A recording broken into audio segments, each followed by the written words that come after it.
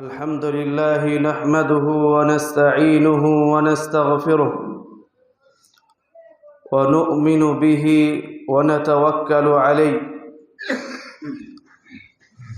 ونعوذ بالله من شرور أنفسنا ومن سيئات أعمالنا من يهده الله فلا مضل له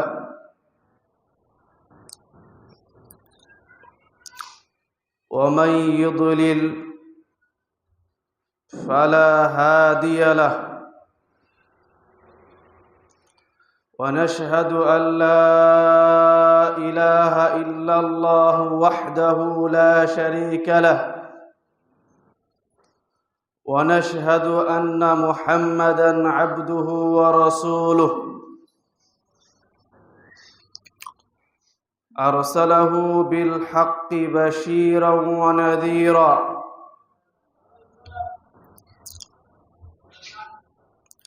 فإن خير الحديث كتاب الله وخير الهدي هدي محمد صلى الله عليه وسلم وشر الأمور محدثاتها وكل محدثة بدعة وكل بدعة ضلالة يا عباد الله ومن يطع الله والرسول فقد رشد ومن يعصهما فقد غوى لن يضر الله شيئا إنما توعدون لآت وما أنتم بمعجزين أما بعد قال الله تعالى اليوم أكملت لكم دينكم وأتممت عليكم نعمتي ورضيت لكم الإسلام دينا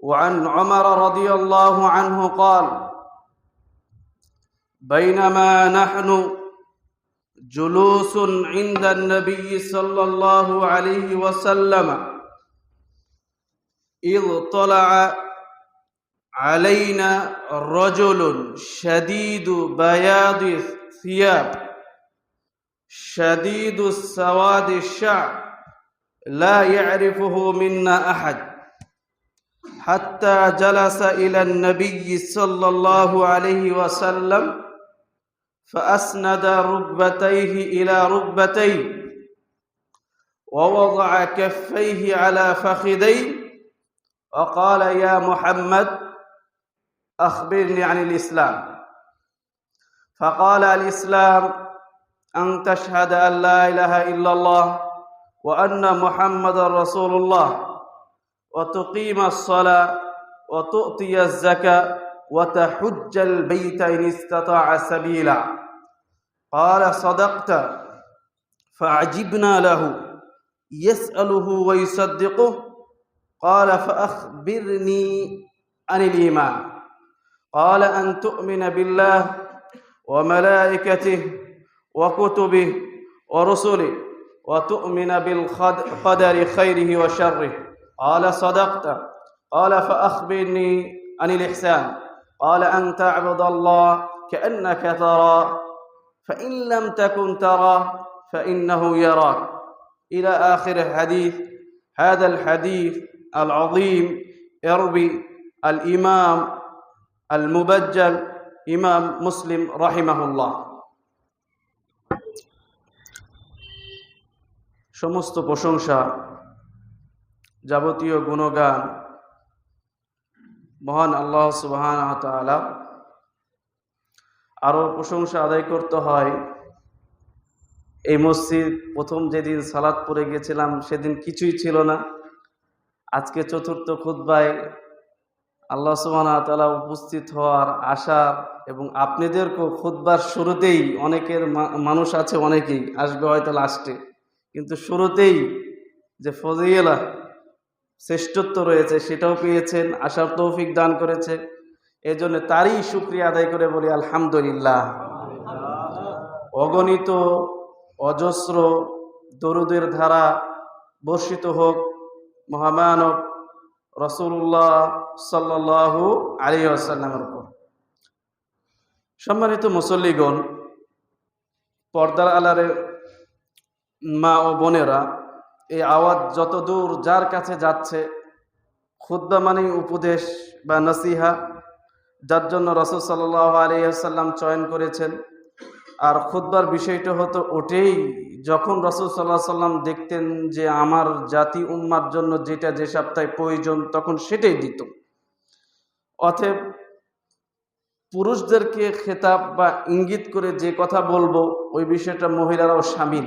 আলাদা করে নসিহা আমি বোনদেরকে ইঙ্গিত করি যে বলতে হবে এমনটা নয়। দিনের যত বিষয় আছে বিধিবিধান এখন আলোচনা এই খুতবায় হবে, সবগুলো আবার কাদের জন্য আদেশ? আল্লাহ সুবহানাহু ওয়া তাআলা যখন একটা বিষয় আদেশ করেছেন তখন পুরুষ মহিলা সকলেই তো কি শামিল হবে। আজকে সংক্ষিপ্ত এই খুতবায় আরবিতে আমার বিষয়টি স্পষ্ট হয়ে গেছে যদি কেউ বুঝে থাকে। প্রথমে একটা আয়াত পাঠ করেছি।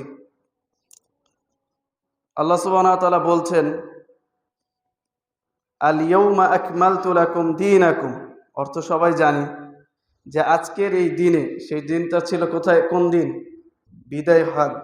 ওমর রাদিয়াল্লাহু তাআলা বলছেন সেই দিনটা কি ছিল, কি অবস্থায়, আয়াতটা কখন নাজিল হয়েছে, রাসূলের উপর কোন অবস্থায় নাজিল হয়েছে, রাসূল ছিলেন, আমি ওমর জানি, দেখেছি বিদায় হজের দিন। যে আল্লাহ সুবহানাহু ওয়া তাআলা বলছেন আজকের এই দিনে আকমালতু দীনাকুম, তোমাদের দিন, দিন ব্যবহার হয়েছে মানে ধর্ম, তোমাদের ধর্মকে কি করলাম, পরিপূর্ণ করে দিলাম আমি রব। তাহলে দিন বা ধর্ম, দিনের বহুবচন আদিয়ান, একাধিক ধর্ম। পৃথিবীতে কিন্তু ধর্ম একাধিক আছে কিনা? আল্লাহ সুবহানাহু ওয়া তাআলা এটাও আমাদেরকে এই আয়াতের মধ্যে সুসংবাদ দিচ্ছেন, দিনের মধ্যে থেকে, ধর্মের মধ্যে থেকে কোন ধর্মকে তোমাদের জন্য চয়ন করলাম ওটাই আয়াতে বলছেন, ওয়ারাদিতু লাকুমুল ইসলাম দীনা। অরদিতু, আমি রব চয়ন করেছি, বেছে নিয়েছি, সন্তুষ্ট হয়েছি তোমাদের জন্য কোন ধর্মকে? ইসলামকে। কি স্বরূপ? দিন স্বরূপ, দীনা। তাহলে আমি রব তোমাদের জন্য চয়ন করলাম মনোনীত ধর্ম হিসাবে কিয়ামত পর্যন্ত। সেই ধর্মের নাম কি? ইসলাম। আয়াত দ্বারা তো ক্লিয়ার, এই বিষয়টা স্পষ্ট না? ইসলাম।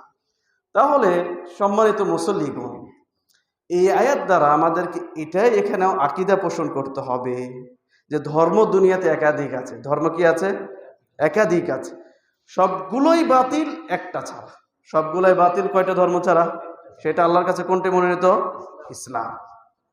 এখন আজকের আমার আলোচনার বিষয় এই ইসলাম, এই ধর্ম একটু সারসংক্ষেপ করি আমি, আর আমার সাথে মনোযোগ দিবেন। অনেক কিছু শাখা প্রশাখা বের হবে আশা করি ইনশাল্লাহ এই আধা ঘন্টার মধ্যে। তো আমাদের ধর্মকে আমরা প্রথমে তিনটা স্তরে বিভক্ত করতে পারি। কয়টা স্তরে? তিনটা স্তরে। একটা হচ্ছে যেটা হাদিসে জিবরিল, আরেকটা যেটা হাদিস পাঠ করলাম, এই হাদিসটাকে কি বলা হয়? হাদিসে জিবরিল। কি হাদিস বলা হয়? কেন হাদিসে জিবরিল? হাদিসে জিবরিল, জিবরিল আলাইহিস সালাম মানুষের চেহারায় রাসূলের কাছে এসেছেন, এসে উম্মাহকে কি দ্বীনের বিষয়গুলো কি করেছেন? শিক্ষা পাঠদান করেছেন প্রশ্নোত্তরের মাধ্যমে। যে হাদিস লম্বা, তার মধ্যে থেকে সংক্ষিপ্ত করেছি। যে রাসূল ওমর রাদিয়াল্লাহু তাআলা বলছেন যে আমরা কোন একটা বৈঠক, কোন একটা দিন, যাতে ইয়াউমিন মানে কোন একটা দিন, রাসূল সাল্লাল্লাহু আলাইহি ওয়াসাল্লামের নিকট আমরা বসে আছি, সাদা ধপধপে জামা পরে আছে, মানে সাদা ধপধপে একজন লোক আসলো। চুলের কালারটা কি? সাওয়াদে শার, কালো মিচমিচে। সাহাবী এটাও বলছেন লা ইরা আলাইহি আসারুস সাফার, তাতে কোনো ব্যক্তি আগে দূর সফর করলে একটা সফরে ক্লান্ত দেখা যেত, কিন্তু এই ব্যক্তি আসলো তার সফরের কোনো চিহ্ন ছিল না। এসে রাসূল সাল্লাল্লাহু আলাইহি ওয়াসাল্লামের হাঁটুর সাথে হাঁটু লাগিয়ে দিয়ে ছাত্র শিক্ষক যেভাবে বসে এভাবে বসলো। যে ছাত্র এখানে কে? জিবরিল। শিক্ষককে মুহাম্মদ সাল্লাল্লাহু আলাইহিস সালামকে প্রশ্ন করলেন। গুরুত্বপূর্ণ কয়েকটা, এখানে প্রায় 4টার বেশি বিষয় ছিল, তার মধ্যে আমি 3টা আজকে আলোচ্য বিষয় এখানে। এই জন্য প্রথম প্রশ্ন ছিল কি সম্পর্কে? জিবরিল আমাকে, মুহাম্মদ আপনি ইসলাম সম্পর্কে বলুন। কি সম্পর্কে? ইসলাম। ইসলামের ভিত কয়টি? পরে মুহাম্মদ সাল্লাল্লাহু আলাইহি ওয়াসাল্লাম বললেন ইসলামের ভিত 5টি। ইসলামের ভিত কয়টি? ইসলামের আবার স্তর রয়েছে 5টি, বা ভিত 5টি। কালিমাতুত তাওহীদ, লা ইলাহা ইল্লাল্লাহ মুহাম্মাদুর রাসূলুল্লাহ, সালাহ, সিয়াম, হজ, যাকাত। তারপরে বললেন প্রশ্নকারী যখন, আচ্ছা একজন প্রশ্ন করে, যদি বলে যে আসলে ঠিক বলেছেন, এটা আশ্চর্য না? সাহাবীরা আশ্চর্য হলেন। জিবরিল বললেন সাদাক্তা, মুহাম্মদ আপনি সত্য বলেছেন।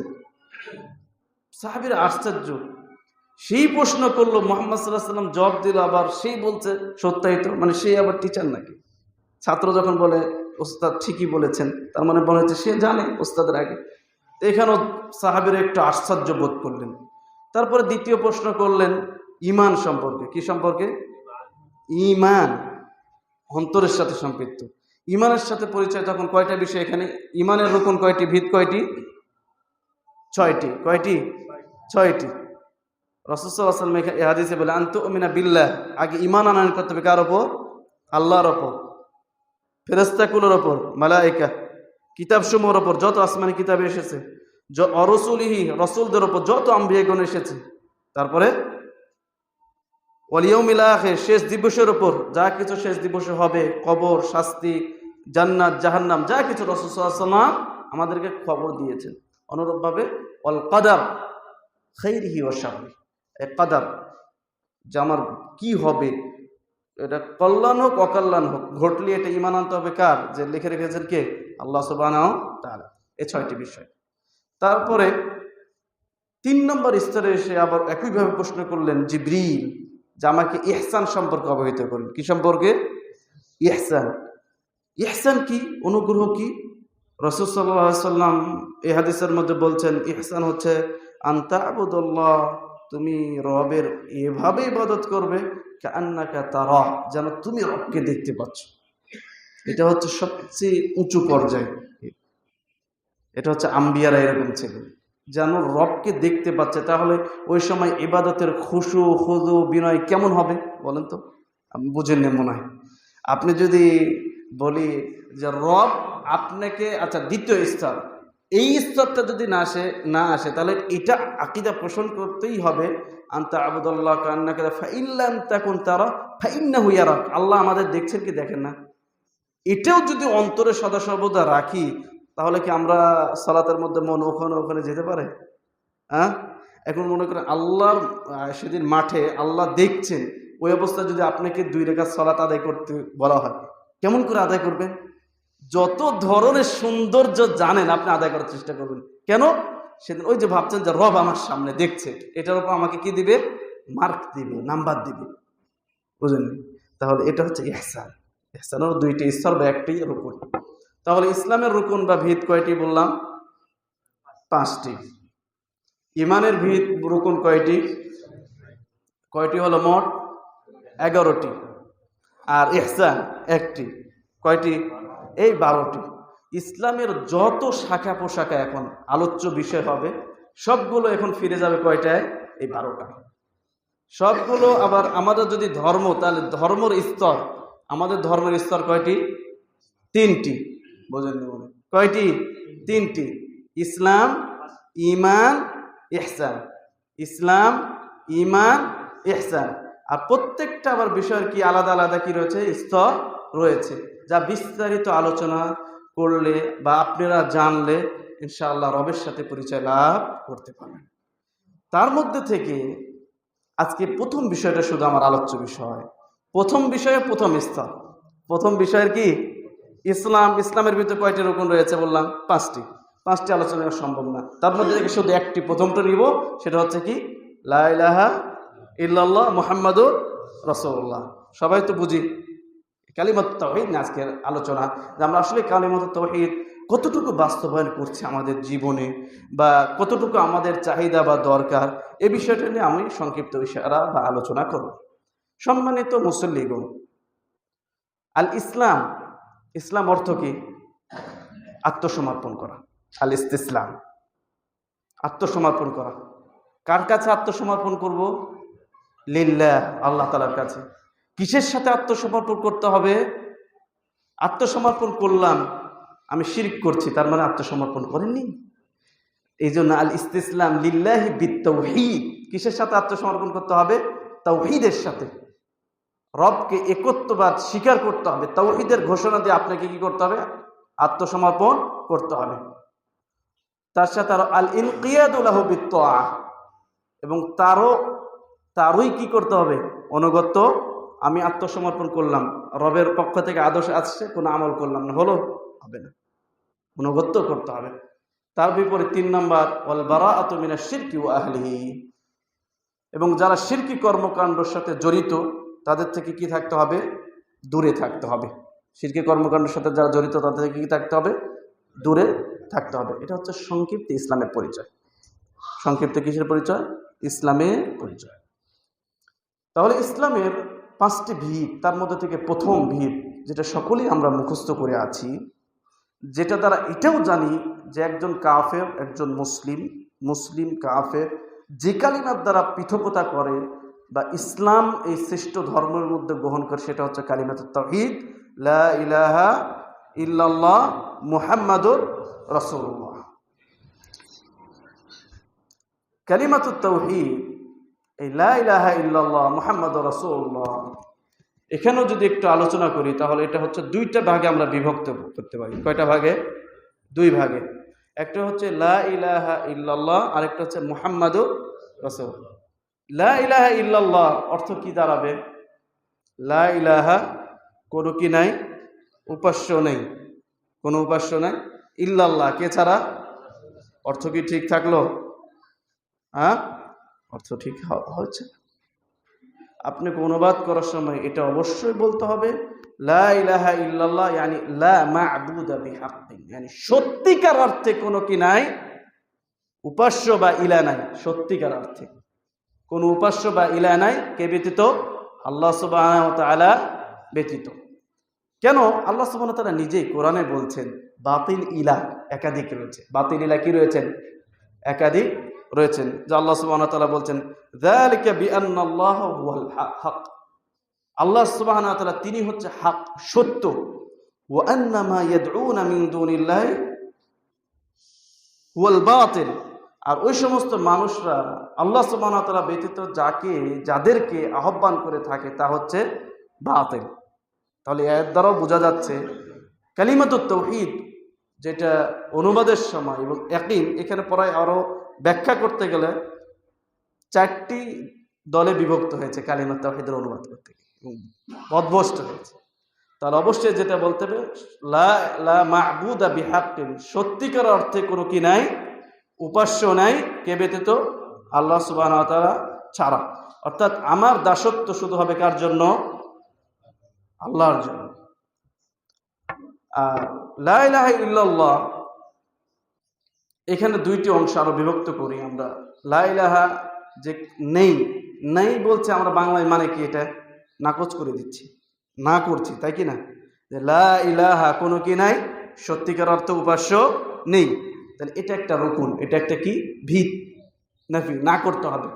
প্রথম বিশ্বের সমস্ত কিছু কি করতে হবে? না করে দিতে হবে। তারপরে ইল্লাল্লাহ দ্বারা কি করতে হবে? সাব্যস্ত করতে হবে। অর্থাৎ সত্যিকার অর্থ কোনো উপাস্য নেই, ইল্লা তবে আছে, যদি উপাস্য থাকে, কে? তিনি আল্লাহ। তাহলে এটা কি করছি? সাব্যস্ত করছি। এটা হ্যাঁ বাচক। তার আগে না বাচক যত কুফরি, যত তাগতি, যত যা আছে তা আগে কি করতে হবে? আমাকে অস্বীকার করতে হবে। এটা হচ্ছে প্রথম রুকুন। রুকুন বুঝেন কি আপনারা? ভিত বুঝেন? বুঝেন না মনে? ভিত, এই 2টা জিনিস এখন বুঝতে হবে আমার আলোচনা বুঝতে হলে। একটা হচ্ছে ভিত আর একটা হচ্ছে শর্ত। একটা হচ্ছে ভিত আর একটা হচ্ছে কি? শর্ত। আচ্ছা দেখেন, এই যে বললাম ইসলামের ভিত 5টি, ঈমানের ভিত 6টি। ভিত মানে যেটা ইবাদতের ভিতরের সাথে সম্পর্ক। ইবাদতের কিসের সাথে সম্পর্ক? ভিতরের সাথে। একটু খেয়াল করতে হবে, নাহলে আলোচনা বুঝবেন না। আর শর্ত বলা হয় যেটা ইবাদতের বাহিরের সাথে সম্পর্ক। ইবাদতের কোথার সাথে? বাইরের সাথে। উদাহরণস্বরূপ দেখেন, এই মসজিদে পিলিয়ার একটা এখন দেখতে পাচ্ছি, যদিও মাঝখানে একটা, কিন্তু চারপাশে আরো, কিন্তু দেওয়ালটাই মূল সাপোর্ট। দেওয়ালটা কি, তার মানে একটা, দুইটা, তিনটা, চারটা, এটা দিয়ে পাঁচটা। এই মসজিদের সাপোর্ট কয়টা দিচ্ছে? পাঁচটা পিলিয়ার। তাহলে এটা হচ্ছে ভিত, এটা হচ্ছে রুকুন, যেটা মসজিদের ভিতরের সাথে সম্পৃক্ত। মসজিদের কিসের সাথে সম্পৃক্ত? ভিতরের সাথে সম্পৃক্ত। আর শর্ত হচ্ছে বাহিরের সাথে সম্পৃক্ত। এটা বুঝলে আপনি এটা বুঝবেন কিভাবে। এই জায়গার মালিক হওয়ার আগে অবশ্যই কিছু টাকা পেমেন্ট করতে হবে, ইট কিনতে হয়েছে ইত্যাদি। যে মালিকানা হতে দাবি যে আমি এই জায়গার মালিক, এই মসজিদের আমরা মালিক, আজ থেকে মসজিদ ঘোষণা করা হলো, এটার জন্য অনেক শর্ত আছে না? তাহলে এটা বানানের বাহিরের সাথে যেটা সম্পৃক্ত সেটাকে কি বলা হয়? শর্ত। বুঝতে পেরেছেন তো? ভিতরের সাথে পরে যেটা, সেটা হলো ভিত। উদাহরণস্বরূপ আরো আসি, সলাহ। সলাহ ইবাদা কি ইবাদা নয়? ইবাদা, যেটার জন্য আমরা এসেছি, একটু পরে সালাত আদায় করব। সলার ভিতরের সাথে যখন আমরা বলি আল্লাহু আকবার, এই যে ভিতরের শুরু তাকবীরে তাহরিম, এটা কি রুকুন কি রুকুন নয়? ভিত কি ভিত নয়? ভিত।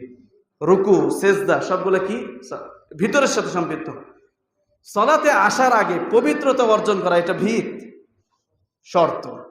তাহলে কোন শর্ত যদি আপনার বাদ যায়, ভিত বা এসে ঠিক থাকবে? শর্ত যদি ঠিক না থাকে, কাগজ দুর্বল, মসজিদ কালকে এসে উড়াইয়া দিবে। মিয়া আমার জায়গায় মসজিদ করে বসে আছো। সলাত আপনি পবিত্রতা অর্জন না করে জামাই মল টল নিয়ে লাগিয়ে আপনি যে অবস্থায় স্ত্রী মিলন করেছেন এসে দাঁড়িয়ে গেছেন, সলাত হবে? ভিত ঠিক থাকবে? সবকিছু আদায় করেছেন, খুশু খুদু সমস্ত যা সলাতের বৈশিষ্ট্য, হবে? কি জন্য? শর্ত ঠিক না। সম্মানিত মুসল্লিগণ, আলোচ্য বিষয় বুঝতে হবে। তা আমরা যে আজকে নিজেদেরকে মুসলমান দাবি করছি, ইসলাম বুঝেছি বলেই দাবি করছি, কতটুকু বুঝেছি এটা আমি আপনার সাথে হিসাব নিকাশ করতে চাই। এই জন্য আপনাকে রুকুন এবং শর্তর মধ্যে পার্থক্য বোঝালাম। সম্মানিত মুসল্লিগণ, শর্ত পূরণ না করে যেমন দাবি করা যায় না যে এই বিষয়ে আমি করেছি, তেমন লা ইলাহা ইল্লাল্লাহ এই কালিমাতুত তাওহীদেরও কিছু শর্ত রয়েছে, কিছু কি রয়েছে? রুকুন বা ভিত রয়েছে। এই শর্তগুলো যদি পূরণ করি কালিমাতুত তাওহীদের, তাহলে নিজেকে বলতে পারবো আমি মুসলিম, বোঝার চেষ্টা করছে, আলহামদুলিল্লাহ ইসলামের উপর আছে। তার বিপরীত আপনি শর্তই পূরণ করেননি, নামটা আসতে মুসলিম হবে? হবে না। এজন্য সম্মানিত মুসল্লিগণ, সংক্ষিপ্ত আগে দুইটা রুকুন বুঝবো যে কালিমাতুত তাওহীদের ভিত কয়টি? দুইটি। একটা হচ্ছে যা কিছু আছে বাতিল ইলাহ, তা আগে না করে দিতে হবে। যেমন ফামান ইয়াকফুর বিত-তাগুত, আল্লাহ তাআলা প্রথমে হচ্ছে কুফরুত তাগুতকে অস্বীকার করতে হবে, যত ধরনের বাতিল ইলাহ আছে তা অস্বীকার করতে হবে। তারপর ওয়ায়ুমিন বিল্লাহ, আল্লাহর উপর ঈমান আনলো, বলছেন ফাকাদ ইসতামসাকা বিল উরওয়াতিল ওয়াসকা। তাহলে এই হচ্ছে দুইটা হচ্ছে রুকুন। আর অনুরূপভাবে যেটা আলোচ্য বিষয়, এই রুকুন বা কালিমাতুত তাওহীদের মালিকানা দাবি করার পূর্বে সেটা হচ্ছে আমাকে শর্তগুলো মানতে হবে। শর্তগুলো কি করতে হবে? মানতে হবে। লা ইলাহা ইল্লাল্লাহ বা কালিমাতুত তাওহীদের শর্ত 8টি। শর্ত কয়টি? 8টি বা 7টি। কেউ কোন ওলামা 8টিকে বৃদ্ধি করেছে, কিন্তু 7টির মধ্যে চলে আসবে। তার মধ্যে থেকে 1 নম্বর যেটা শর্ত, সেটা হচ্ছে আল ইলম। ইলম অর্জন করতে হবে। কি অর্জন করতে হবে? ইলম অর্জন করতে হবে। যেমনভাবে আল্লাহ সুবহানাহু ওয়া তাআলা মুহাম্মদ সাল্লাল্লাহু আলাইহি ওয়াসাল্লামকে আদেশ করেই বলেন, ফাআলাম আন্নাহু লা ইলাহা ইল্লাল্লাহ। ওই মুহাম্মদ, তুমি জানো, আপনি জানেন। কোন ব্যাপারে জানেন? মুহাম্মদকে আল্লাহ বলছেন, আদেশ করছেন আন্নাহু লা ইলাহা ইল্লাল্লাহ, কালিমাতুত তাওহীদ সম্পর্কে মুহাম্মদ সাল্লাল্লাহু আলাইহি ওয়াসাল্লামকে জানতে বলছেন। এই যে ফাআলাম, এখানে কিসের আদেশ করছেন? আল্লাহ সুবহানাহু ওয়া তাআলা কি করছেন? মুহাম্মদ সাল্লাল্লাহু আলাইহি ওয়াসাল্লামকে আদেশ। তাহলে কি এই আদেশটা শুধু মুহাম্মাদের জন্য না সকলের জন্য? সকলের জন্য, আমাদের সকলের জন্য। তাহলে জানতে হবে কালিমাতুত তাওহীদ সম্পর্কে, এটা হচ্ছে প্রথম শর্ত। আর তার বিপরীত, ইলমের বিপরীত কি? মূর্খতা। মানুষের আসল হচ্ছে মূর্খতা। মানুষের আসল কি? মূর্খতা। কেউ পেট থেকে হয়ে আলেম বের হয় না, তার মায়ের পেট থেকে আলেম হয়েছে, এরকম মূর্খতা আসল। তারপরে সে চেষ্টা করে নিজের মূর্খতা কি করার, দূর করার চেষ্টা করে। তাহলে আমাদের ইলম অর্জন করতে হবে কালিমাতুত তাওহীদ সম্পর্কে, এবং মূর্খতা জাহিলিয়াতকে কি করতে হবে? দূর করতে হবে।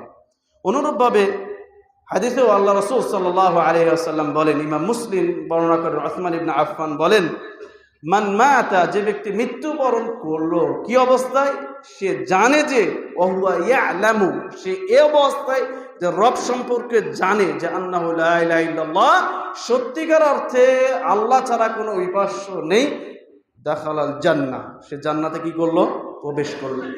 হাদিস সহিহ মুসলিমের। তাহলে এখানে যে শর্ত সহিহ মুসলিমের হাদিসে, যে কালিমাতুত তাওহীদ সম্পর্কে কি করতে হবে? জানতে হবে, ইলম অর্জন করল। এই হাদিসে এটা হচ্ছে গুরুত্বপূর্ণ পয়েন্ট। আরেকটি বিষয় আপনাকে ইশারা দিতে চাই সংক্ষিপ্তে, আহলুস সুন্নাহ ওয়াল জামাআহ, যারা আমরা আহলুস সুন্নাহ দাবি করি, আর হচ্ছে বিদআতীরা, এদের মধ্যে দুইটা পার্থক্য পাবেন। এটা উসুল মুখস্থ রাখেন। আহলুস সুন্নাহ আমাদের নীতি হচ্ছে, আমরা আগে বিষয়টা ইলম অর্জন করতে হবে, এটা আসলেই রাসূল সাল্লাল্লাহু আলাইহি ওয়াসাল্লাম থেকে প্রমাণিত আছে কি না।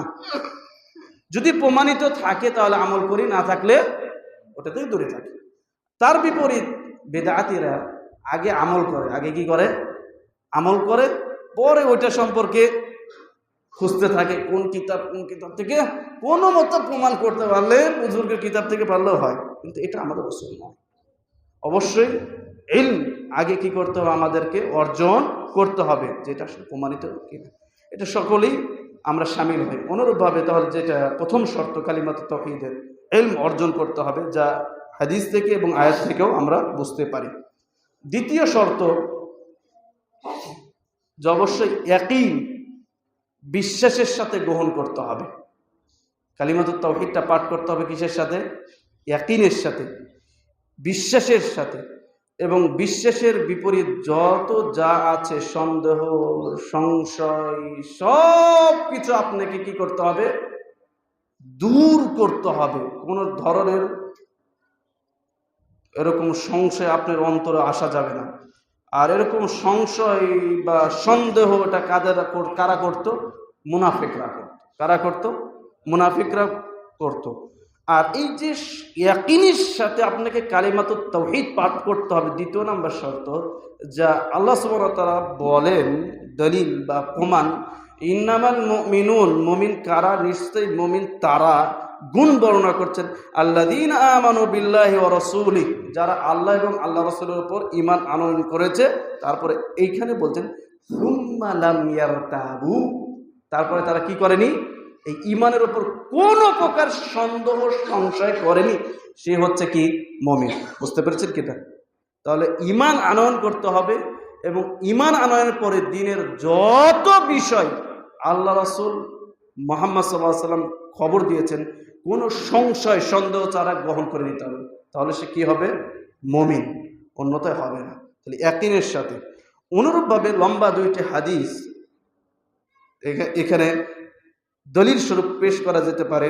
আর দুইটি হাদিসই বর্ণনা করছেন প্রসিদ্ধ রাওয়ী, বর্ণনাকারী আবু হুরায়রা। তার মধ্যে একটি হাদিস ওইটি যে কোনো একটা দিন আবু হুরায়রা বলছেন যে আমরা সফর রাসূল সাল্লাল্লাহু আলাইহি ওয়াসাল্লামের সাথে ছিলাম, খাদ্য শেষ হয়ে গেল। তারপরে বলল যে যার কাছে যতটুকু খাদ্য আছে, কেউ খেজুর নিয়ে আসলো, কেউ তাদের ছাতুগুলো নিয়ে আসলো, রাসূল সাল্লাল্লাহু আলাইহি ওয়াসাল্লাম দোয়া করলো, বারাকা দান করলো। তারপরে আল্লাহ রাসূল সাল্লাল্লাহু আলাইহি ওয়াসাল্লাম হাদিসের শেষে বলছেন যে ব্যক্তি ইয়াকিনের সাথে লা ইলাহা ইল্লাল্লাহ পাঠ করলো, সে জান্নাতে প্রবেশ করবে। অনুরূপভাবে একই অর্থে, এটাও লম্বা হাদিস, আবু হুরায়রা বর্ণনা করছেন, রাসূল সাল্লাল্লাহু আলাইহি ওয়াসাল্লাম কোনো একদিন একটা বাগানের মধ্যে খুঁজতে খুঁজতে আমাদের চোখের আড়ালে হয়ে গেল, সকল সাহাবী ব্যাকুল হয়ে গেল, আমরা খুঁজতে থাকলাম। আমি যে একটি দেওয়াল বা পর্দার পিছে আর কি রাসূলকে পেলাম। রাসূল সাল্লাল্লাহু আলাইহি ওয়াসাল্লাম তখন হাদিসের ভাষ্য বলছেন, ওহে আবু হুরায়রা, ফামান লাকিতা মিন ওরাই হাদিল হায়াত, এই পর্দার পিছনে যাকে, যে সাহাবীকে পাবা, তাদেরকে বলো যে ব্যক্তি মিন ইয়াশহাদু আল্লা ইলাহা ইল্লাল্লাহ মুস্তাইকিনান বিহা কলবুহু, কালিমাতুত তাওহীদ পাঠ করে। শর্ত কি? এই হাদিসের মধ্যে বলছেন মুস্তাইকিনান, মানে ইয়াকিনের সাথে, অন্তর ইয়াকিনের সাথে কেউ কালিমাতুত তাওহীদ পাঠ করলে, তুমি আবু হুরায়রা পর্দার পিছনের লোকদেরকে বলে দাও, ফাবাশশিরহু বিল জান্নাহ, তাদেরকে কিসের সুসংবাদ দাও? জান্নাতের সুসংবাদ দাও। তাহলে এই হাদিসে কি বুঝতে পারলাম? যে কালিমাতুত তাওহীদ বা দ্বীনকে আপনি ঈমান আনয়ন করতে হবে সমস্ত বিষয় কিসের সাথে? ইয়াকিনের সাথে, বিশ্বাসের সাথে। কোনো প্রকার কি করা যাবে না? সংশয় করা যাবে না। তারপরে 3 নম্বর শর্ত আল ইখলাস। এটা হচ্ছে লা ইলাহা ইল্লাল্লাহ, মুসলিম হচ্ছি তারই শর্ত। এগুলো দেখে একটু পূর্ণ করি। 3 নম্বর শর্ত আর ইখলাস। ইখলাস আমরা জানি তো নাকি? একনিষ্ঠতা। ইখলাস অর্থ কি? একনিষ্ঠতা। খুব সহজ বাংলা, কিন্তু বাস্তবে আমল করাটা হচ্ছে মূল। যেটা বলতে পারি তাসফিয়াতুল আমাল, আমি যে ইবাদা করছি রবের জন্য, এই আমলটা, এই কর্মটা আমি পরিষ্কার করব শিরকি সমস্ত কর্মকাণ্ড থেকে, শিরকি সমস্ত কর্মকাণ্ড থেকে। এটা হচ্ছে ইখলাস, সংক্ষিপ্ত ইখলাসের পরিচয়। তাসফিয়াতুল আমাল, আমার কর্মটা পরিষ্কার করব শিরকির যত দুর্গন্ধ আছে তা থেকে। তাহলে সেটা হবে কি? ইখলাস। ইখলাসের বিপরীত কি? যখনই একটা বিষয় ইখলাস নেই, তখনই সেটা আপনি কিসের মধ্যে নিমজ্জিত হয়েছেন? শিরকের মধ্যে। কিসের মধ্যে? শিরকের মধ্যে। বুঝেননি মনে হয়? কিভাবে? সালাত পড়ছেন, সালাতটা হবে কার জন্য? আল্লাহর জন্য। না পড়ে আপনি কোনো ব্যক্তির জন্য বললেন, একটু লৌকিকতার জন্য, তাহলে এটা শিরক নয়। তার মানে যেখানেই ইখলাস নাই সেখানেই তার বিপরীত কি? শিরক। তাহলে ইখলাস, কালিমাতুত তাওহীদ, লা ইলাহা ইল্লাল্লাহ 60টি শর্তের মধ্যে অন্যতম 3 নম্বর শর্ত কালিমাতুত তাওহীদ পাঠ করতে হবে কিসের সাথে? ইখলাসের সাথে। আরেকটি আপনাকে এখানে ইশারা দিই, ইখলাস এত গুরুত্ব, কোরআনে একাধিক আয়া, এটা আলাদা একটা খুতবা। আল্লাহ সুবহানাহু ওয়া তাআলা বলছেন, আলা, সতর্ক করে বলছেন, আলা, সতর্ক হও, লিল্লাহি দ্বীনুল খালিস, সমস্ত কিছু ইবাদত দাসত্ব করতে হবে আল্লাহরই। কিসের সাথে? খালিস, একনিষ্ঠতার সাথে। এই ইখলাস এতটা গুরুত্বপূর্ণ, সম্মানিত মুসল্লিগণ, আমি আপনাকে কিভাবে বোঝাই, এতটা গুরুত্বপূর্ণ। সারা জীবন কাজ করে গেছেন, ইখলাস ছাড়া আপনি বরবাদ। বুঝেননি মনে?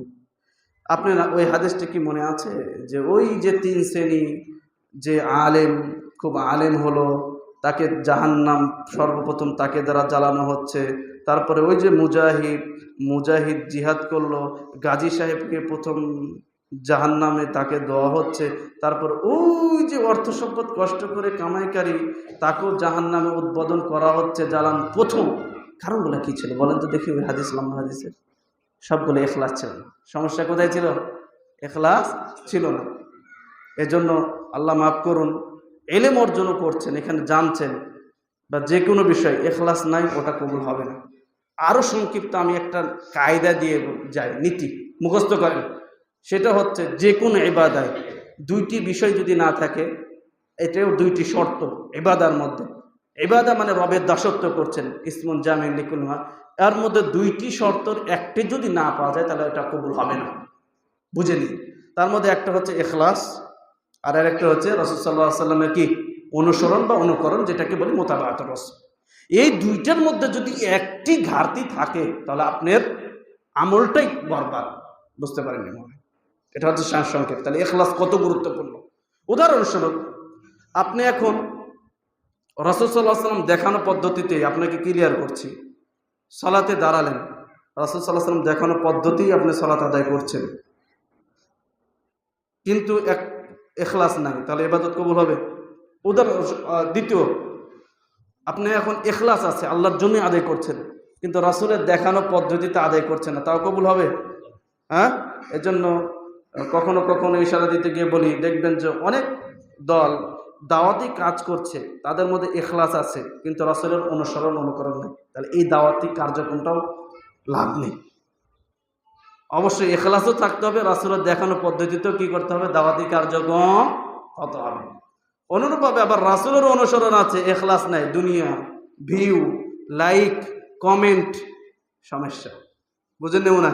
তাহলে 2টাকে জমা করতে হবে। আল্লাহ সুবহানাহু ওয়া তাআলা আমাদের সকলকে মুখলিসিন হওয়ার তৌফিক দান করুন। অনুরূপভাবে ইখলাস যে শর্ত, অন্য হাদিসে রাসূল সাল্লাল্লাহু আলাইহি ওয়াসাল্লাম বলছেন, আবু হুরায়রা রাদিয়াল্লাহু তাআলা বর্ণনা করছেন যে রাসূল সাল্লাল্লাহু আলাইহি ওয়াসাল্লামের সবথেকে সুপারিশ পাওয়ার উপযুক্ত কারা, সৌভাগ্য কারা হবে?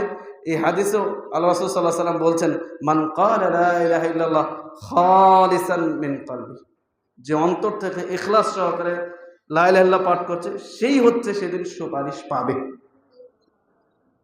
বুঝতে পেরেছেন তো? তাহলে সুপারিশ পাওয়ার জন্য রাসূলের অন্য কোনো কবরে যেতে হবে? ব্যক্তি পূজারি করতে হবে? কোথায়? তাওহীদের দিকে ফিরে আসতে হবে। তাওহীদের দিকে কি করতে হবে? তাহলে আমরাই রাসূলের সুপারিশ পাওয়ার সবচেয়ে বেশি সৌভাগ্য এবং হকদার হব ইনশাআল্লাহ। লা ইলাহা ইল্লাল্লাহ শর্তের মধ্যে অন্যতম আরো শর্ত 4 নম্বর, সেটা হচ্ছে as-সিদক, সত্যবাদী হতে হবে। আমি যে লা ইলাহা ইল্লাল্লাহ উচ্চারণ মুখে যা বলছি, কর্মেও তা সত্যবাদী হতে হবে, অন্তরও সত্যবাদী হতে হবে। এটা হচ্ছে সিদক, সত্য। সত্যর বিপরীত কি? মিথ্যা। এটাও মুনাফিকদের বৈশিষ্ট্য। এটা কাদের বৈশিষ্ট্য? ওপরে ওপরে ওপরে বলে, যা কোরআনে আল্লাহ বলেছেন, তারা অমুক বলে যে আমরা রাসূলের সাথে আছে, রাসূলের পিছনে গিয়ে আবার বলে তাদের সাথেও আছে। এটা কাদের? সূরা বাকারায়, বিশাল সূরা বাকারার শুরুতেই মুনাফিকদের বৈশিষ্ট্যগুলো আল্লাহ সুবহানাহু ওয়া তাআলা কি করেছেন? আলোচনা করেছেন। অনুরূপভাবে সত্যবাদী যে হতে হবে, আপনি সত্যবাদী কি না, সম্মানিত মুসল্লিগণ, আল্লাহ সুবহানাহু ওয়া তাআলা আপনাকে এমনি ছেড়ে দেননি, এমনকি পরীক্ষাও করবেন। এমনকি কি করবেন? পরীক্ষাও করবেন। যে একটু সূরাতুল আনকাবুত, কোরআন একটা সূরা রয়েছে, কি নাম? আল আনকাবুত বা আনকাবুত। আনকাবুত এই মাকড়সা নামক এই সূরাটা যদি আমরা খুলি, শুরুতেই আল্লাহ সুবহানাহু ওয়া তাআলা বলছেন, দেখেন একটু পাঠ করে এখান থেকে, বলছেন আলিফ লাম মিম। আলিফ লাম মিম, আলিফ লামের অর্থ এগুলা কেউ জানে না। আল ইলমু ইনদাল্লাহ, এর জ্ঞান কার নিকট? আল্লাহ তাআলার নিকট। আল্লাহ সুবহানাহু ওয়া তাআলা বলছেন আহাসিবান নাসু আন ইয়াকুলু আমান্না ওয়া হুম লা ইফতানুন। মানুষ কি মনে করে যে খালি বলবে আমি ইমানদার, ঈমান আনয়ন করেছি, তাদেরকে ফিতনায় ফেলা হবে না, তাদেরকে পরীক্ষা করা হবে না? বরং আল্লাহ তাআলা বলেছেন মিন ক্বাবলিহিম, মানে তাদের ইতিপূর্বেদের যারা ছিল তাদেরকে কি করেছি? ইবতিলা, পরীক্ষায় ফেলেছি, তোমাদেরকে পরীক্ষায় ফেলবো। উদ্দেশ্য কি? ফালা ইয়ালামান্নাল্লাহু আল্লাযীনা সাদাকু ওয়া লা ইয়ালামান্নাল কাযিবিন। আল্লাহ সুবহানাহু ওয়া তাআলা যাতে করে কে সত্যবাদী কে মিথ্যাবাদী এই দুইটা দলকে কি করতে পারে? বিভক্ত করতে পারে। আর এই যে পরীক্ষায় আমরা সত্যবাদী কিনা, উদাহরণস্বরূপ আরো ক্লিয়ার যদি করি, দেখবেন যখন আমাদেরকে মা বোন আছে, মা বোনরাও বিশেষ করে হয়, এক শ্রেণী যদি এখন আমাদের পরিবারের ছেলেই একটি আল্লাহ মারা গেছে, তাহলে দেখবেন আমরা কেউ আছে আল্লাহর উপর রাগান্বিত হই। যার কেউ আল্লাহকে আর কারো পোলারে দেখলো, নামারটারে দেখলো, হায়দাস করে না, এটা হচ্ছে রবের উপর রাগান্বিত হয়। এটা হারাম। এটা কি? হারাম। আল্লাহ তাআলা আপনাকে পরীক্ষা করছেন, তাহলে লা ইলাহা ইল্লাল্লাহ আপনাকে সত্যবাদী হতে হবে। এখানে এই অবস্থায় এসে বরং কি হওয়া উচিত? আপনার জন্য, আমার জন্য, মুসলিম নর নারী সকলের জন্য যে বিষয়টা ওয়াজিব, সেটা হচ্ছে ধৈর্য ধারণ করা। সেটা কি করা? ধৈর্য ধারণ করা ওয়াজিব। আর তার থেকে উপর পর্যায়ে যেটা, সেটা হলো সন্তুষ্ট হয়ে শুকরিয়া আদায় করা, যায় আলহামদুলিল্লাহ, সন্তুষ্ট হয়ে। এটা হচ্ছে মুমিনের উপর পর্যায়ে। মারা গেছে আমার মা, আমার বাবা, আমার ছেলে একটি, আলহামদুলিল্লাহ, এতেই কল্যাণ রয়েছে। আল্লাহ তাআলা আছে উত্তম পরিকল্পনাকারী, যা আমি মনে করি ভালো, কিন্তু এর মধ্যে ভালো নেই, এর থেকে কল্যাণ আছে।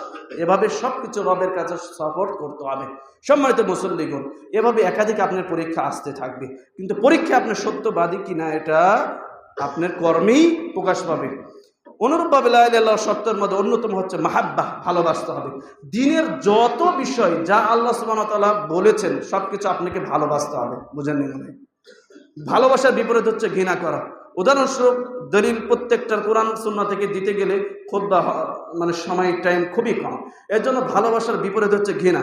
এই মেয়ে, তুমি ওপরে আছো, দেখো, তুমি একটু খেয়াল করো আমার দিকে, পর্দা করে আছে কিন্তু সে পর্দাকে ঘৃণা করে না। বুঝেন তো? বা এই মানুষের চক্ষু লজ্জা করে আছে, আমি হুজুরের ছেলে, আমি হুজুরের মেয়ে, পর্দা না করলে কেমন হয়? বাপ আমাকে বাধ্য করেছে, কিন্তু অন্তরে ঘৃণে, যে এটা কি কোনো হলো? শরীয়তের বিধান হলো? এটা কোন এই যে ঘৃণাটাই কুফরির জন্য যথেষ্ট। ঘৃণাটাই কিসের জন্য যথেষ্ট? যদিও সে আমল করে। এর জন্য একটা অনেক বইও পাবেন, ঈমান আনার পরেও কাফের। ঈমান আনার সত্ত্বেও অনেকে কাফের, ইসলাম ভঙ্গের কারণ। এই জন্য রাসূল সাল্লাল্লাহু আলাইহি ওয়াসাল্লামের পক্ষ থেকে যত যা এসেছে, দিনে যত বিষয় আছে, লা ইলাহা ইল্লাল্লাহকে ভালোবাসতে হবে। দাড়ি টুপি আপনি ভালোবাসেন না মানে সমস্যা, আপনি ঘৃণা করছেন, এটাই কুফরি হওয়ার জন্য আপনি যথেষ্ট। আমি বোঝাতে পারছেন? কত দলিল আপনাকে দিব, তার মধ্যে থেকে আরো ছয় নম্বর শর্ত লা ইলাহা ইল্লাল্লাহ, সেটা হচ্ছে আল ইনকিয়াদ। ইনকিয়াদ মানে অনুগত্য করা। রাসূল সাল্লাল্লাহু আলাইহি সাল্লাম একটা বিষয় বলেছেন, সাথে সাথে ওটাকে শরীয়তের যত বিষয় লা ইলাহা ইল্লাল্লাহর যত দাবি সেটাকে কি করে না, অনুগত্য স্বীকার করা। তার 7 নম্বর যেটা শর্ত সেটা হচ্ছে আল কবুল। শরীয়তের যত বিষয় আছে লা ইলাহা ইল্লাল্লাহকে বোঝার পরে সাথে সাথে সমস্ত বিষয়টাকে কি করে না, কবুল গ্রহণ করে না। গ্রহণ করার বিপরীত কি হবে, প্রত্যাখ্যান করা, যা এক শ্রেণীর লোক আজকালকে করে। আল্লাহ সুবহানাহু ওয়া তাআলা কোরআনও তাদেরকে উল্লেখ করে বলছেন, ইন্নাহুম কানু ইযা কিলা লাহুম লা ইলাহা ইল্লাল্লাহ ইস্তাকবিরুন।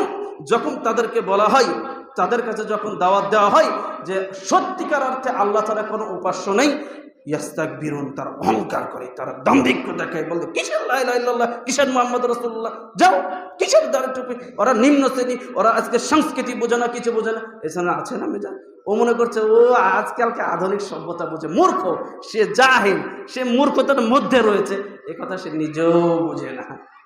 তাহলে সে কিভাবে মুসলমান হতে পারে? সম্মানিত মুসল্লিগণ, এই হচ্ছে 7টি শর্ত। এই 7টি শর্ত যদি আপনি মানেন, বুঝেন, তারপরে আপনি বলতে পারেন যে মুসলমান হলাম। তার মধ্যে থেকে 1 নম্বর শর্ত কি? হ্যাঁ, আমি আপনাকে বক্তব্য দিতে আসিনি, আমার সিস্টেমে দার্স দাও, আপনাকে মুখস্থ করতে হবে। সাহাবীরা এভাবেই ছিল, কান পেতে রাসূলের থেকে যা বের হবে মুখস্থ করে নিত। অতএব আপনাদেরকে এই নিয়তে খুতবা শুনতে আসতে হবে, তাহলে কিছু ফায়দা নেবেন। নাহলে এখান থেকে ফিরে যাবেন যেসে আয়া ওইসে যায়গা, যেমন আসছে ওরকমই যাবেন, লাভ কি হয়, ফায়দা কি? 1 নম্বর শর্ত ছিল লা ইলাহা ইল্লাল্লাহর জন্য কি, ইলম অর্জন করতে হবে। সম্মানিত মুসল্লিগণ, ইলমি হালাকার সাথে লাগেন। আলহামদুলিল্লাহ, আল্লাহ সুবহানাহু ওয়া তাআলা এই মসজিদ বানাতে দিয়েছে, বানানোর তৌফিক দিয়েছে। ইলমি হালাকা খুলে ইলমের সাথে লাগেন। 2 নম্বর, মা বোন সকলে এটা। 2 নম্বর কি ছিল, আল ইয়াকিন। ইয়াকিন থাকতে হবে দিনের যত বিষয় আছে। 3 নম্বর আল ইখলাস, একনিষ্ঠতার সাথে। তারপরে as-সিদক, সত্যবাদী। আল মাহাব্বা, 5 নম্বর ভালোবাসা। 6 নম্বর কি, আল ইনকিয়াদ, দিনের যত যা যখনই। আচ্ছা বলেন তো, আরেকটা প্রশ্ন আপনার কাছে বলে যায়, কোরআন এই 30 পারা কোরআন তো রাসূলের যুগেও ছিল নাকি? সাহাবীরা তো এই 30 কোরআন, সাহাবীরাও মায়ের পেটে 10 মাসই ছিল, বেশি তো ছিল না, 9 মাসই। তাহলে আমরাও তো একই, কিন্তু সাহাবীদের মধ্যে পরিবর্তন এত দেখা গেছে, আমাদের মধ্যে হয় না কেন? মানে সাহাবীদের যদি জীবনের দিকে দেখেন, রাসূল সাল্লাল্লাহু আলাইহি ওয়াসাল্লাম বলেছেন এই আংটিটাকে ফিকে দাও, ও তখনই এটাকে ফিকে দিয়েছে, মানে সাথে সাথে আমল। মানে এটাও তারা ব্যাখ্যা করেনি যে আংটিটাকে বেচে অন্য কাজে লাগায়, স্বর্ণের আংটি পরা জায়েজ নেই। করা যাবে কিনা, যাবে, স্বর্ণ পুরুষের জন্য পরা জায়েজ নেই, ওটা বেচে অন্য কিছু করবো কাজে। সাহাবীর সাথে সাথে ফিকে দিয়েছে, মানে আমল। আমি বোঝাতে চাচ্ছি সাহাবী এবং আমাদের মধ্যে এতটুকুই পার্থক্য, সাহাবীরা যখনই যে বিষয়ে শুনতো সাথে সাথে সেটাকে কি করো, আমল করতো। আর আমরা যত বিষয় শুনি, হয় ষড়যন্ত্র নিয়ে তো শুনি, হয় বিরুদ্ধাচারণ করার জন্য শুনি, হয় হুজুরের এলেম মাপার জন্য শুনি, এখন নিজেরাই পণ্ডিত হয়ে যায়। মানে মানার জন্য খুব কম লোকই, এটা হচ্ছে পার্থক্য। তাহলে কোরআন, যেই কোরআন ওই যুগে ছিল, এই কোরআন এখনো আছে, যেই আমরা ওরকমই আছি, কিন্তু পার্থক্য হলো এটাই। এই জন্য আমাদের মন মানসিকতা হওয়া দরকার, হওয়া উচিত, যখন যে বিষয়ে রবের পক্ষ থেকে আদেশ আসবে সেটাকে শুনবো, এবং যেটা ত্যাগ করার আদেশ এসেছে তা কি করবো, ত্যাগ করব। এবং লাস্ট যে বিষয় ছিল কবুল, দিনের যত বিষয় আসুক, আপনাকে আহ্বান করুক, কখনো অহংকার করা যাবে না, গ্রহণ করে নিতে হবে। আল্লাহ সুবহানাহু ওয়া তাআলা আমাদেরকে কালিমাতুত তাওহীদ বোঝার তৌফিক দান করুন।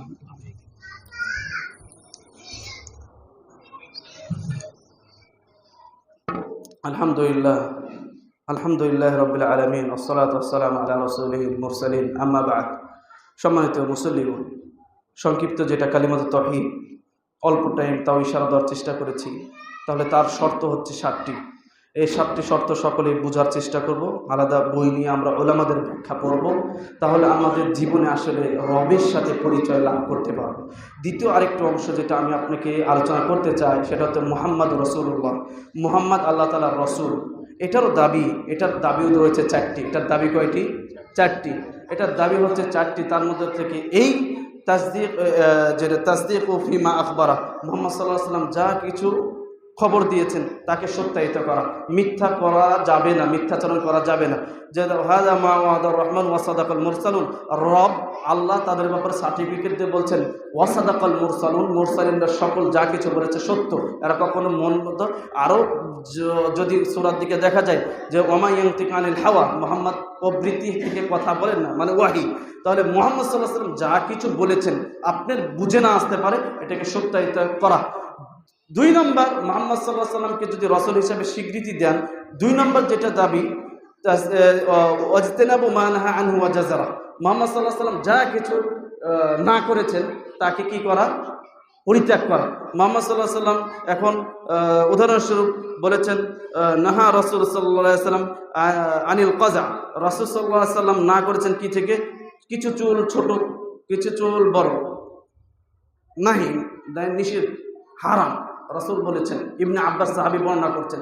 তাহলে মুমিন হিসেবে আপনি যদি রাসূলের উপর ঈমান আনেন, সাথে সাথে চুলকে সমান করতে হবে, বোঝেন মনে হয়, না হলে বড় ছেড়ে দিবেন, না হলে সমান করবেন, না হলে যেভাবে পদ্ধতি চলবে। কিন্তু এদিকে কাটবেন এদিকে রাখছেন, মনে করছেন আপনি আধুনিক কিছু বুঝে গেছেন। না, আপনি আসলে মূর্খতায় রয়ে গেছেন, কিছু বুঝেননি।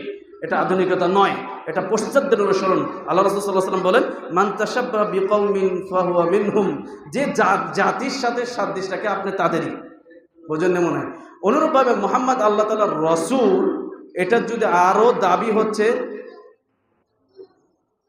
তাআতুহু ফীমা আমার, যা কিছু আদেশ করেছেন মুহাম্মদ সাল্লাল্লাহু আলাইহি ওয়াসাল্লাম তার কি করা, সাথে সাথে অনুগত করা, এটা মুহাম্মাদের দাবি। রাসূল সাল্লাল্লাহু আলাইহি ওয়াসাল্লাম উদাহরণস্বরূপ এখন বলছেন ওয়াফুল লোহা, দাড়িকে কি করো, লম্বা করো। এখানে আদেশ করছেন দাড়িকে লম্বা করো, লম্বা করতে বাধ্য, লম্বা করতে বাধ্য। এটা মুহাম্মদ আল্লাহর রাসূল। তুমি যে আল্লাহ বলো ইশকে রাসূল, রাসূলের প্রেম, রাসূলের ভালোবাসা, কিন্তু বাহ্যিক দিক থেকে রাসূলের কোনো আদর্শ নাই, আর অর্থ মুখের কথা আরো মিথ্যা ভুয়া। রাসূলের প্রেম এই শব্দটা তুমি ব্যবহার করাও শরীয়তের দৃষ্টিতে যায়, আমি বুঝাচ্ছি। রাসূল বলেছেন যে কোনো বিষয় ওটাকে মানতে হবে, এটা হচ্ছে রাসূল সাল্লাল্লাহু আলাইহি ওয়াসাল্লামকে স্বীকৃতি দেওয়ার দাবি। 4 নম্বর হচ্ছে ওয়া আল্লা ইয়াবুদাল্লাহ ইল্লা বিমা শারা, মানে শরীয়তে যে পদ্ধতিতে আছে ওই পদ্ধতিতে কি করতে হবে, ইবাদত করতে হবে। তার থেকে অন্য কোনো পদ্ধতি, দেখানো পদ্ধতি কি করা যাবে না, ইবাদত করা যাবে না, নাহলে কিসে পরিণত হবে, বিদআতে পরিণত হবে। যা আয়েশা রাদিয়াল্লাহু তাআলা আনহা বর্ণনা করেন, হাদিসটি এই অধ্যায়ে খুব পরিচিত, মান আহদাথা ফি আমরিনা হাযা মা লাইসা মিনহু ফাহুয়া রাদ্দুন, দিনের ভিতর যে নব কিছু আবিষ্কৃত করলো সে কি করলো, সেটা প্রত্যাখ্যিত। এমন আরেকটা ইশকাল আসতে পারে, বেদাত তো এটা আমাদের পূর্ববর্তী থেকে পেয়েছি, ওইভাবেই করছি, তাহলে সেটাও কি গ্রহণযোগ্য, গ্রহণযোগ্য না। দ্বিতীয় হাদিস ইমাম নববী রাহিমাহুল্লাহ বলছেন মান আমিলা আমালান লাইসা আলাইহি আমরুনা ফাহুয়া রাদ্দুন, যে এমন আমল করলো যা শরীয়তে নেই সেটা প্রত্যাখ্যিত। তাহলে এই যে আপনি বুজুর্গর কথা বলে রেহাই পাবেন না, আপনাকে ইলম অর্জন করতে হবে। আপনাকে কি অর্জন করতে হবে, ইলম অর্জন করতে হবে, নাহলে আপনার আমলটা প্রত্যাখ্যিত, অর্থাৎ আপনাকে ইলম অর্জন করতে হবে। সম্মানিত মুসল্লিগণ, এই হচ্ছে সংক্ষিপ্ত আপনাকে ইশারা দেওয়ার চেষ্টা করলাম যে রাসূল সাল্লাল্লাহু আলাইহি ওয়াসাল্লাম মুহাম্মদ যে আল্লাহর রাসূল, এটা স্বীকারোক্তি দিলে তাহলে কয়টা দাবি আমাদের, 4টি। যা কিছু তিনি খবর দিয়েছেন তাকে কি করতে হবে, সত্যায়িত অন্তত করতে হবে। যত হাদিস এসেছে আপনি বুঝে আসুক না আসুক, ইসলাম খেলাফত ফিরে আসবে, আসবে কিভাবে আসবে, কখন ইমাম মাহদী বের হবে, এত পণ্ডিত্য করে তারিখ ঘোষণা করা, ওই করা, এটা আপনার দায়িত্ব না, আপনাকে মানতে হবে। আল্লাহ রাসূল সাল্লাল্লাহু আলাইহি ওয়াসাল্লাম বলেছেন ইয়ামান আবিয়ান, আদান আবিয়ান থেকে 12,000 সৈন্য বের হবে তারা, আমি মুহাম্মাদের পরে তাদের মাঝখানে যত মানুষ এসেছে তাদের মধ্যে ওই 12,000 সৈন্য শ্রেষ্ঠ। এখন আপনাকে এত ব্যাখ্যা করার পণ্ডিত্যর প্রয়োজন আল্লাহ রাসূল দেয়নি, ওই 12,000 ওরা, ওই 12,000 ওরা না, 12,000 কে হবে এটা আল্লাহ ওইভাবেই লিখে রেখেছে হবে। কিন্তু আমাদেরকে কোরআন সুন্নাহ কি করতে হবে, আমল করতে হবে, বুঝতে পারছেন তো। 2 নম্বর যেটা বললাম, তো অনুসরণ অনুকরণ করতে হবে, যা এসেছে রবের পক্ষ থেকে এসেছে দলিল দাও, আছে সাথে সাথে সামি'না ওয়া আতা'না, শুনলাম মেনে নিলাম, এটা মুমিনের বৈশিষ্ট্য হওয়া দরকার। কিন্তু আমাদের কোথায় এটা, রাসূলের ভালোবাসা কোথায়? আমাদের রাসূলের ভালোবাসা শুধু মৌখিক, একটা দিন পালন করলাম, কিন্তু বাহ্যিক যদি আমরা দৃষ্টি দেখতে যাই আসলে সুন্নাহ থেকে অনেক দূরে, তাওহীদ থেকে অনেক দূরে। এজন্য সম্মানিত মুসল্লিগণ, আমি যেখানেই যে জায়গায় প্রথম নতুন যাই, তাওহীদ লা ইলাহা ইল্লাল্লাহ দিয়ে আলোচনা করার চেষ্টা করি। কারণ আসলে আপনি যদি ঘুরে ফিরে লা ইলাহা ইল্লাল্লাহ নিয়ে এখন গবেষণা করেন, আপনি নিজে একটু বলেন তো যে আপনার লা ইলাহা ইল্লাল্লাহর শর্ত কি আগে কখনো পড়েছেন? লা ইলাহা ইল্লাল্লাহর শর্ত জানেন না, তাহলে আপনি শর্ত ছাড়া নিজেকে কিভাবে মুসলিম দাবি করছেন? দুঃখের খবর। বাপ মুসলিম হয়ে গেলেন, মুসলিম হলো, ইলম অর্জন করলেন, কিছু করছেন না। সম্মানিত মুসলিমগণ, এজন্য আমরা দুনিয়াবির জন্য, দুনিয়া পাওয়ার জন্য অনেক ইলম অর্জন করছি, অনেক কিছু করছি, দৌড়ঝাঁপ করছি। এই যে জমি চাষাবাদ করছি, জমি চাষাবাদ করতেও কিন্তু ইলম জ্ঞান লাগে। মূর্খ আবাদ করতে পারে না। ঠিকই আপনি জানছেন, দোকানে দৌড়িয়ে চলে যাচ্ছেন, এখন পোকা ধরেছে, ওটা দূর করার জন্য কোন বিষ লাগবে, কোনটা দিলে ভালো হয়, কোনটা দিলে, কোন পটাশ, কোন ইউরিয়া দিলে দ্রুত হবে।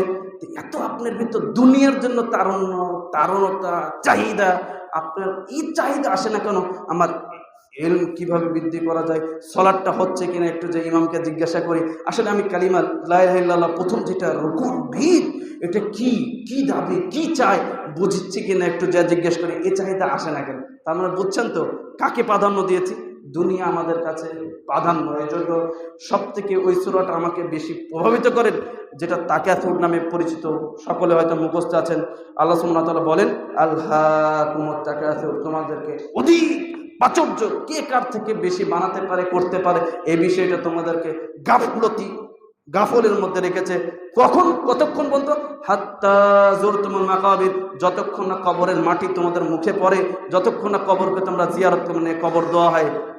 বোঝেন না মনে? এটাই তো এখন অবস্থা। তারপরে আরো আল্লাহ ধমক দিয়ে বলছে, কখনো না, অতি শীঘ্র জানতে পারবে দুনিয়া যে কিছুই নাই, ক্ষণস্থায়ী। সম্মানিত মুসল্লিগণ, এজন্য সকলেই সময় ফুরানোর আগে কালিমাতুত তাওহীদ বোঝার চেষ্টা করি, কালিমাতুত তাওহীদের শর্তগুলো জানার চেষ্টা করি, এবং তা আমাদের জীবনে বাস্তবায়নের তৌফিক দান করুন আল্লাহ সুবহানাহু ওয়া তাআলা। এই বলে আমার সংক্ষিপ্ত খুতবা ইতি টানছি। আল্লাহ সুবহানাহু ওয়া তাআলা আমাদের মধ্যে যারা ঋণগ্রস্ত রয়েছেন তাদের ঋণ পরিশোধ করার তৌফিক দান করুন, আল্লাহুম্মা আমিন। অনুরূপভাবে আমাদের মধ্যে যারা অসুস্থ আজকে উপস্থিত হতে পারে, আল্লাহ সুবহানাহু ওয়া তাআলা তাদেরকেও সুস্থতা দান করুন। আল্লাহ সুবহানাহু ওয়া তাআলা আমাদেরকে ইলম, আমল, ইখলাসের ওপর চলার তৌফিক দান করুন। আমাদের মধ্যে যারা নির্যাতিত, নিপীড়িত, বাংলাদেশের বাহিরে, বিশেষ করে ফিলিস্তিন এবং ইয়েমেন, আরও যে দেশকান্তিতে মুসলমানরা নির্যাতিত, আল্লাহ সুবহানাহু ওয়া তাআলা মুসলমানদেরকে সহযোগিতা করুন, সাহায্য করুন, তাদের সফলতা দান করুন, এবং সকলকে দিনের ওপর অটল রেখে মৃত্যু দান করার তৌফিক দান করুন। এজন্য হাদিসটি সেটাই মনে পড়ে, যখন সাহাবে এসে বলল, আল্লাহ রাসূল আমাকে উপদেশ দান করুন। আল্লাহ রাসূল বলল, কুল আমানতু বিল্লাহ, তুমি আল্লাহর উপর, তুমি একথা বলো যে আল্লাহর উপর ঈমান আনয়ন করেছো। তারপরে বলল, সুম্মাস্তাকিম, ইমানের ওপর তুমি কি থাকো? অবিচল থাকো। এজন্য কখনো আপনি মমিন, আপনি সালাফি, আপনি দিনদার এই বলে কখনো আবার প্রতারিত হওয়া যাবে না। আল্লাহ মাফ করুন। মৃত্যুর পূর্বে যদি এরকম হয়, অনেকেই দেখা গেছে কালিমা নসিব হলো না, তাহলে আপনার মতো দুর্ভাগা আর কেউ নাই। এজন্য সদা সর্বদা রবের কাছে দিনের ওপর মৃত্যু পর্যন্ত অটল থাকার জন্য দোয়া করতে হবে। আল্লাহ সুবহানাহু ওয়া তাআলা আমাকে, আপনাকে, সকলকে, উপস্থিত মা বোনকে দিনের ওপর অটল রেখে কালিমাতুত তাওহীদের ওপর মৃত্যু দান করুন। এই বলে খুতবা ইতি টানছি। সুবহানাকাল্লাহুম্মা ওয়া বিহামদিকা লা ইলাহা ইল্লা আনতা আস্তাগফিরুকা ওয়া আতুবু ইলাইক।